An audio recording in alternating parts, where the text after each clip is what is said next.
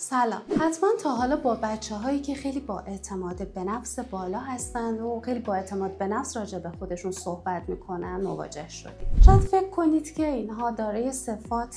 خودشیفته هستن و در آینده ممکنه دچار مشکلات روانشناختی بشن. کندی مور که بر اساس رویکرد تریسی روی اعتماد به نفس کودکان فعالیت‌های ارزشمندی انجام داده، به این نتیجه رسیده که در سن 2 تا 5 سالگی کودکان خیلی طبیعی اعتماد به نفس بالایی دارن و این کاملا نرمال و خوب هستش و این دوره رو دوره‌ای به نام لوکدنی یا دوره به من نگاه کن یا دوره خودنمایی نامگذاری کرده. معمولا بچه‌ها در سن 2 تا 5 سالگی اکثرا اعتماد به نفس خوبی دارن، اما از این سن به بعد هستش که به دلیل اینکه توانایی ارزیابی و مقایسه خودشون با اطرافیان رو پیدا میکنن، شروع میکنن به تحلیل خودشون و مقایسه خودشون و آسیب میرسونن به عزت نفسی که داشتن و دقیقاً از اینجا به بعد هستش که باید کارهایی رو برای حفاظت از عزت نفس کودکان انجام بدیم.